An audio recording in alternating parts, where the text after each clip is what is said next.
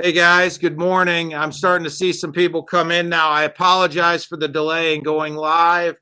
Uh, I'm trying to figure this out because going live in the group is a little bit different than going live on your own page. So, trying to make sure that we get this going. So, I'm starting to see some comments come in now. I apologize for the delay. We're going to go a little bit over the 30 minutes today so that you get your full 30 minutes. So, I'll wait for a couple more people to log in, and then we'll go from there. So, again, I'm just trying to make sure everything is working properly in the group. So, um, anyway, sorry about that, everybody. I'll do a quick intro again, and then we're going to get going.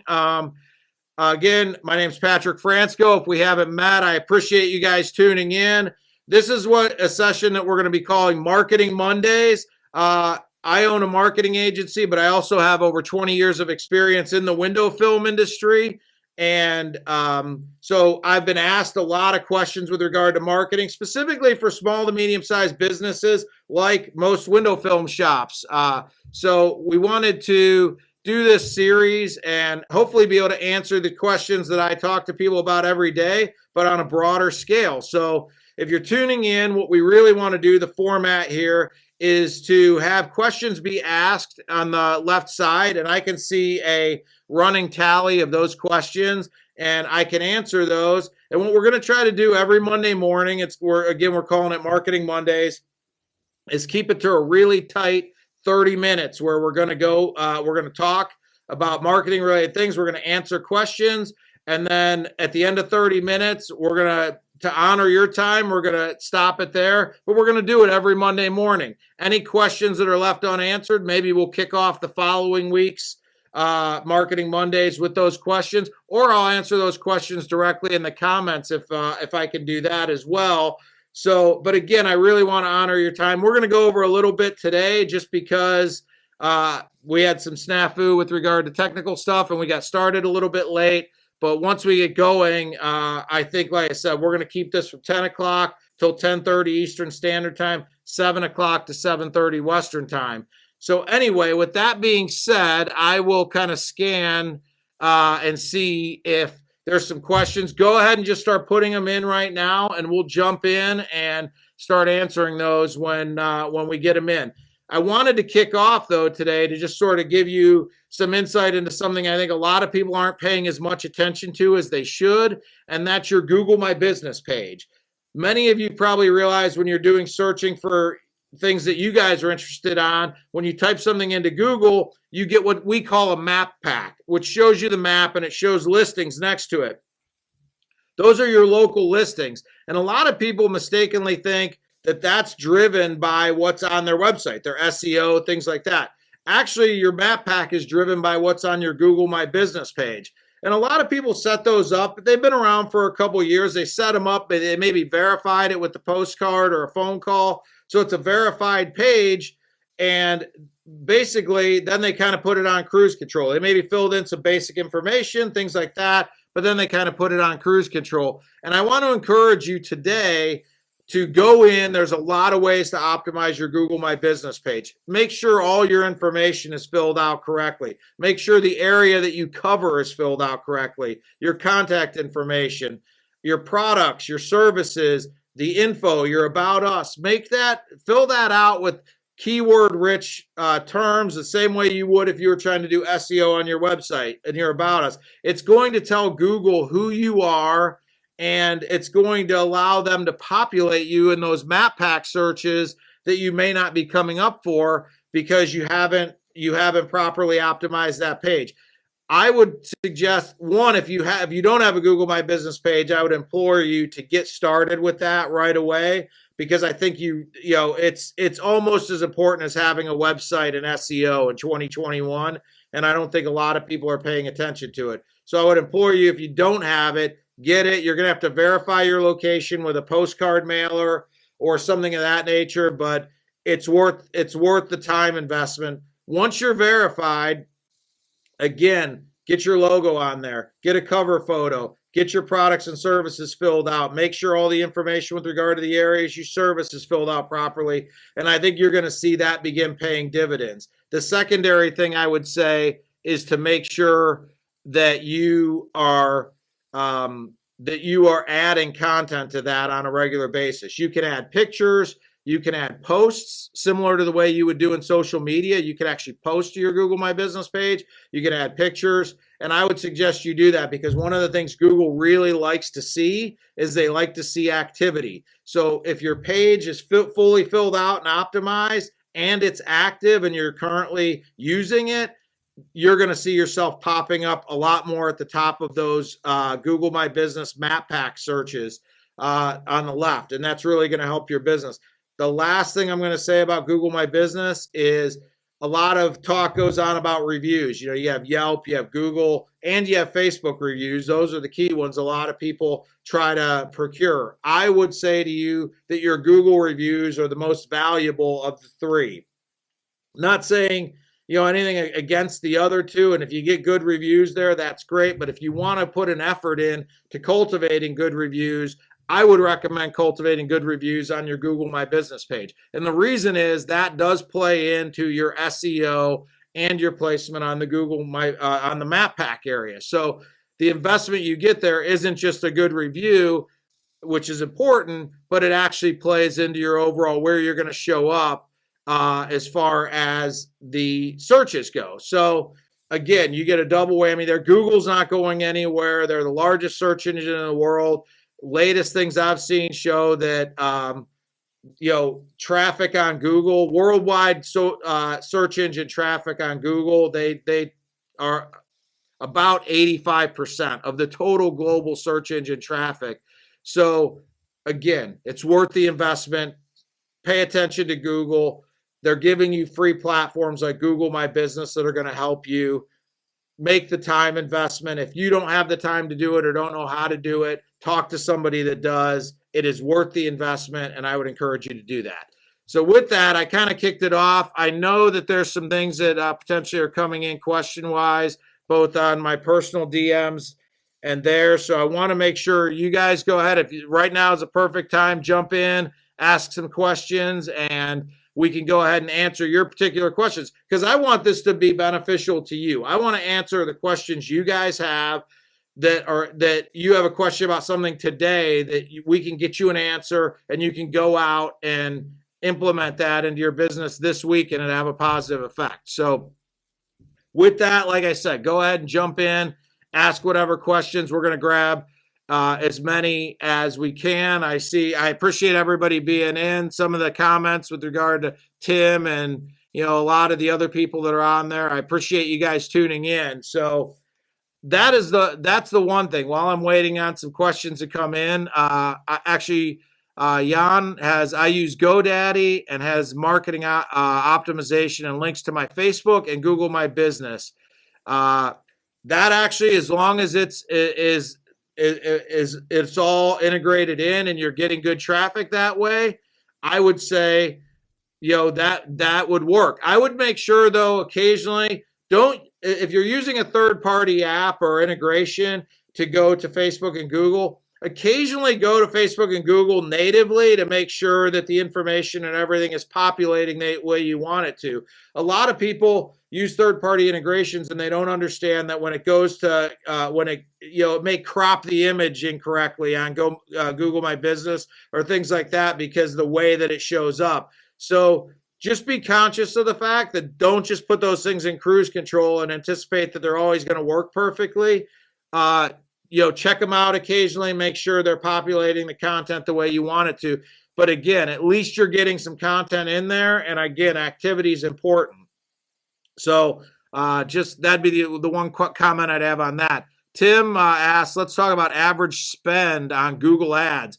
People ask me that question a lot. What do you recommend? It's a great question. Obviously, it depends on your marketplace. If you are in a rural area where there's not a large population, you could probably spend a lot less and get good impact with Google Ads. If you are in a downtown metropolis area, there's a lot more people and there's probably a lot more people advertising too, and that's going to impact how much it's going to cost you. Google Ads are like a lot of other things in life. It's supply and demand. So if there's if there's more people advertising, more advertisers are spending money, it's going to drive the price of Google Ads up. If there's fewer people advertising against the keywords that you choose, the cost of that's going to go down. Many of you may have noticed this last year with COVID happening. If you were doing Google Ads, a lot of people stopped advertising. And the impact of that was that the actual cost of Google AdWords came way down this last year, as far as cost per click and things like that, because fewer people were advertising, so you were getting the same clicks for fewer dollars.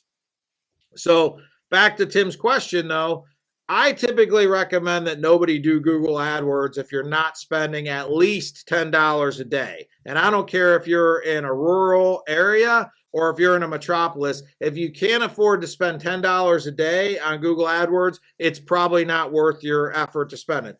We have clients at our agency that spend $300 a month, $10 a day, and we have clients that spend $5,000, $6,000 a month on Google AdWords, and they both are getting a return. Obviously, some of them that are spending $300 a month might be hitting their spending thresholds each day, but they're still getting positive leads.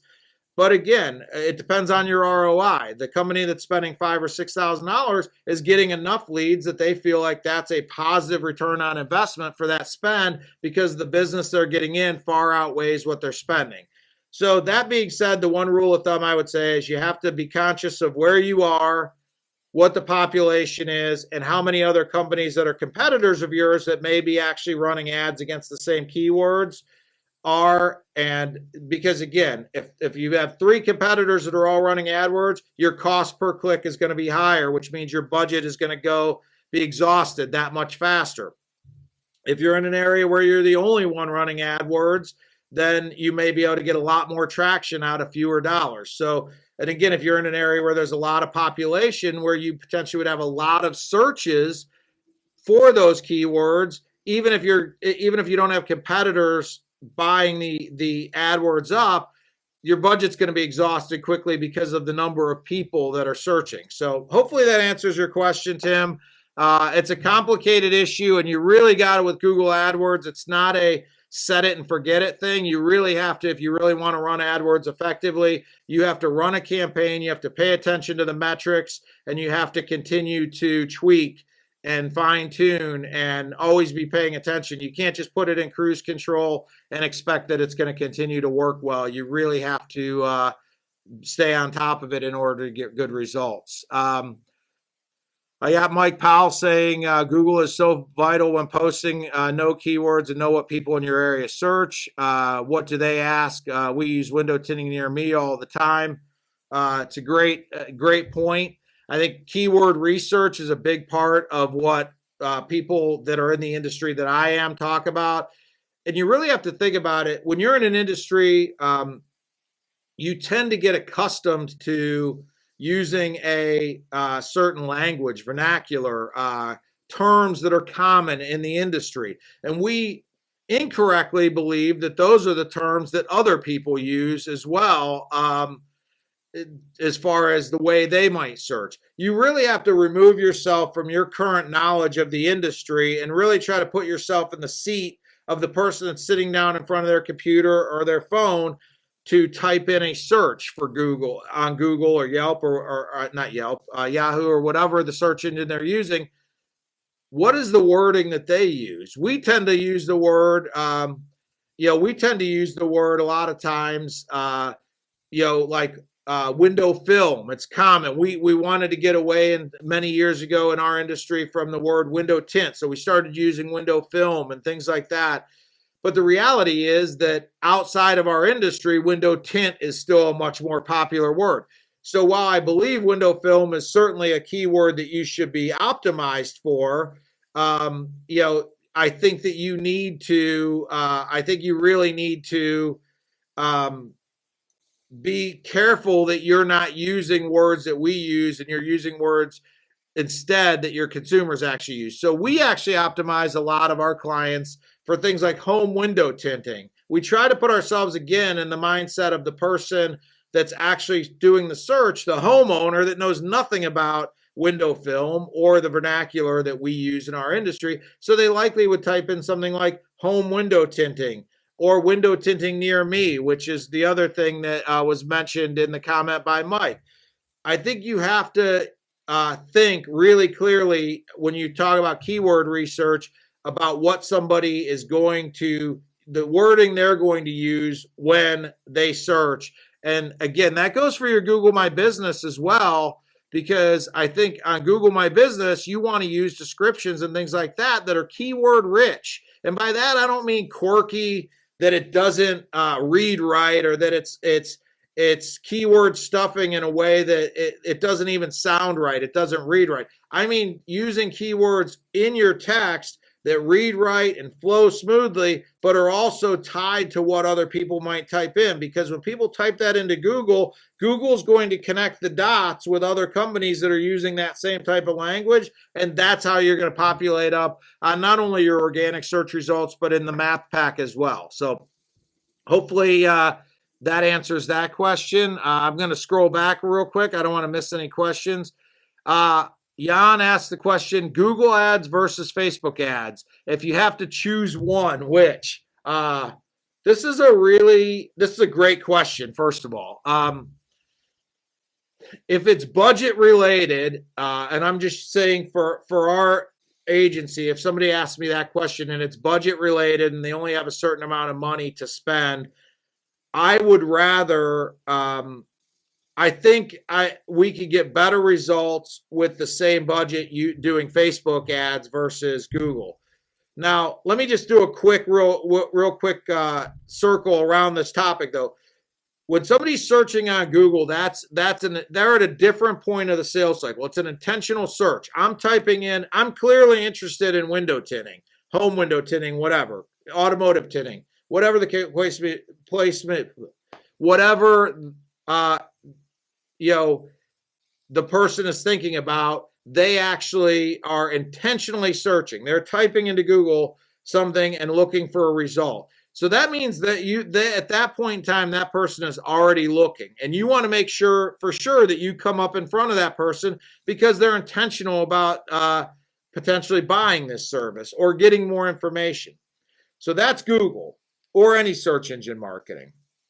Facebook, on the other hand, or any social media marketing, is sort of putting content in front of somebody that maybe doesn't even know they want to get window film or window tint. They just know that, they're just scrolling through. But if you can hit some people with pain points, like if somebody for residential, you show them a picture of a floor that's faded and they're like, my floor is doing that same thing.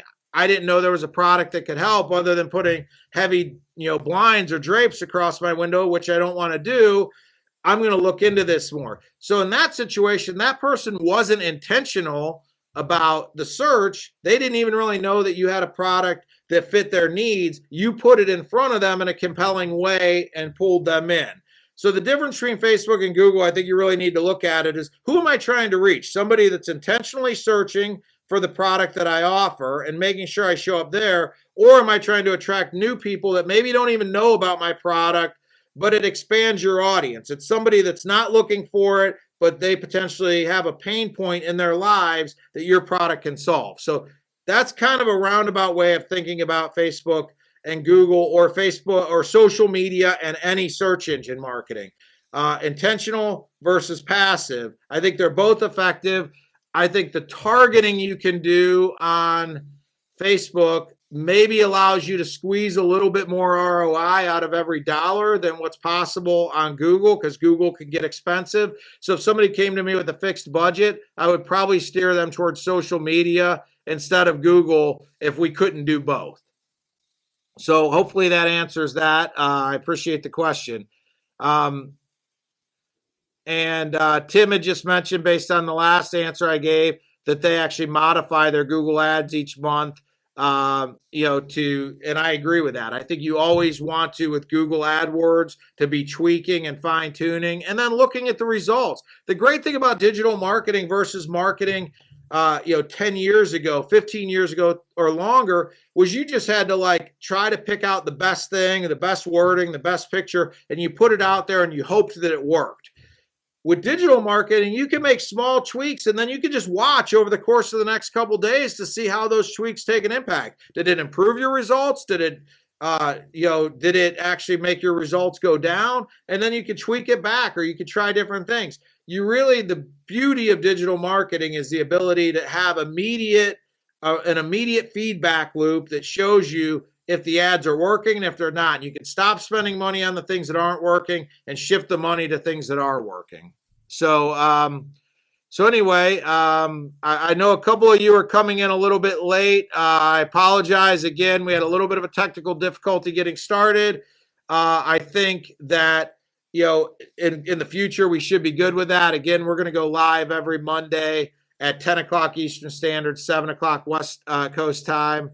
And I see some other people came in. Again, the people that got in late, I apologize. We're also going to download this video, and I'm going to post it. So if you didn't get in on time, you're going to have another opportunity to watch it later. But certainly, if you want to ask questions and have those questions answered, being in live is going to be a benefit to you. So Brad said, I already come up number 1 for free on Google search based on keywords. Would spending money have an extra advantage? The only real advantage, Brad, would be, in your case, if you're coming up number 1 organically and you don't have a competitor buying an ad that comes up above you in the paid part, I would say you probably don't need to spend money. If you're coming up number 1 and no ads are showing up above you, you probably don't need to spend the money. However, if you have a competitor that's actually spending a little bit of money, and because you're not spending it, they're coming up consistently above you as an ad per se, but not organically, but as an ad, you may spend a little bit of money as a blocking tactic to say, I don't want this person who doesn't have the organic SEO that I do, so he's not coming up number 1. I want to block that person from getting the easy layup by spending a little bit of money and coming up above me. So if that's not happening, for the main keywords you're trying to come up for, I would say you don't need to spend the money. But if that starts to happen, I would say you need to pay attention to it. And if that starts to happen, you may want to consider spending money to block that tactic from a competitor. Tim again said, look at what your competitors are doing. If they're buying XPEL 10 or Suntech 10, sometimes they will use different terms per each week. Keyword rich is a great way to think about it, monitoring.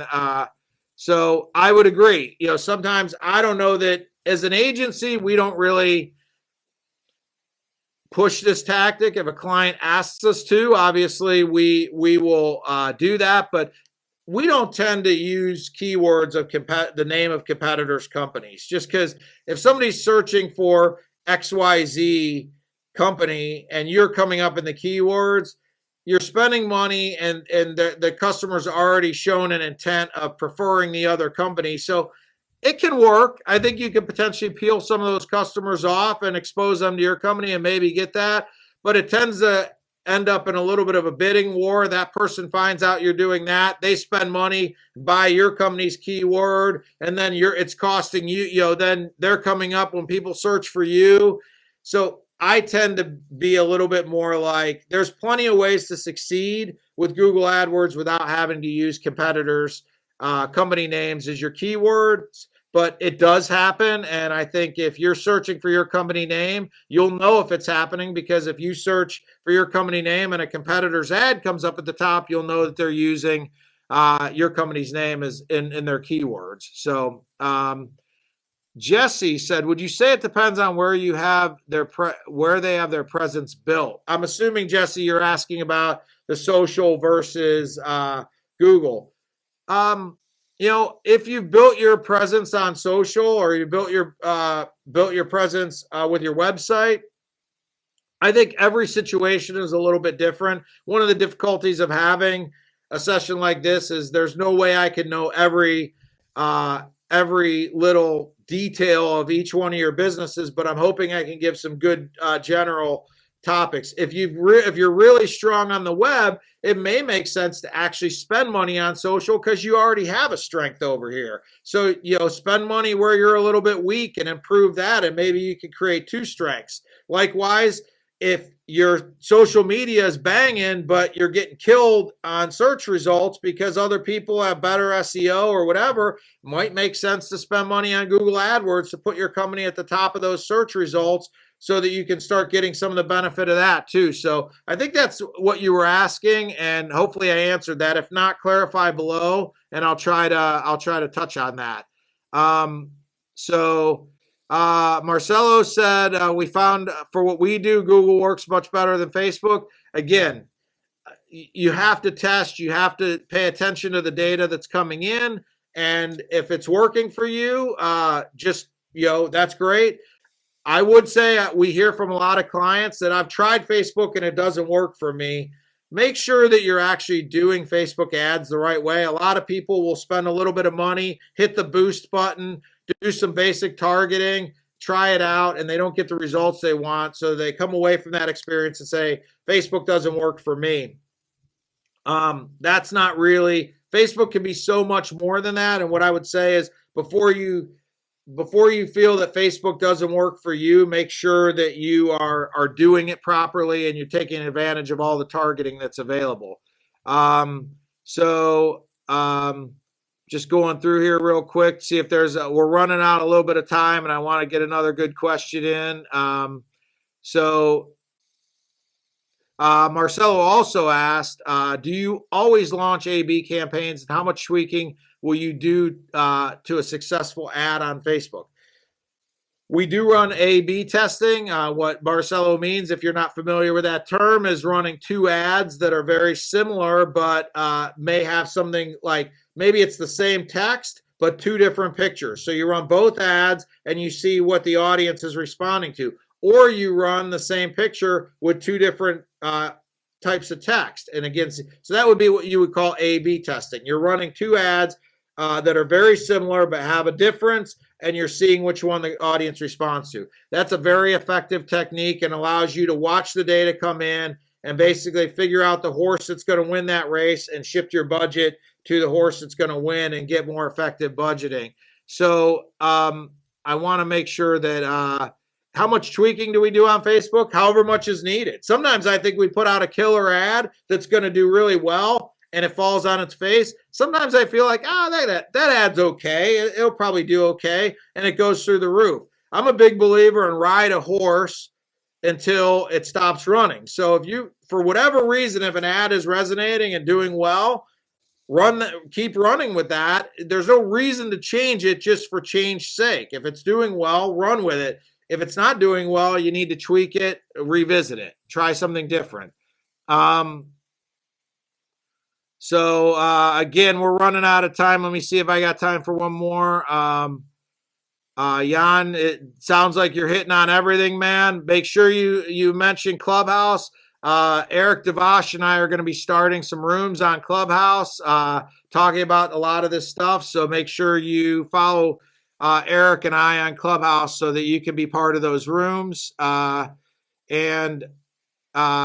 you, Jason. Jason just gave me a little bit of a shout out on there. He's one of our clients, and I appreciate your business, Jason, and your kind words here as well.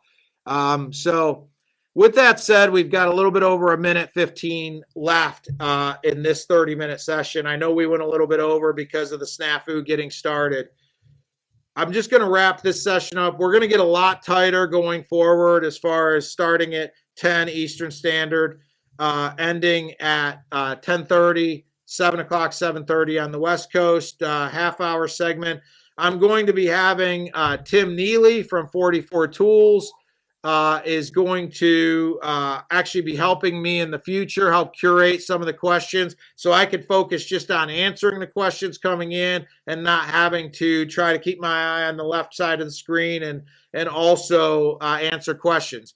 So please make if you felt like you got some value today, we're just getting started. I would encourage you, put it on your calendar. We're going to go live with this every Monday morning, 10 o'clock Eastern, 7 o'clock Western, Marketing Mondays. I hope you guys found some quality information today, and I hope to bring you a lot more as we get together every Monday. I appreciate everybody that tuned in. I know Monday mornings are hectic, and I can't tell you how much I appreciate the fact that you felt there was value in tuning in and listening to what I had to say this morning. So with that, we're at 30 minutes and 9 seconds. I'm going to honor your time by finishing in 30 minutes. Thank you for your time today, everybody. If you have any additional questions, put them in the comments below. I'll try to answer them in the comments, or we'll get to them next week. So with that, I'm going to let you guys go. Thank you so much. Have a great week. Look forward to talking to you soon. Bye.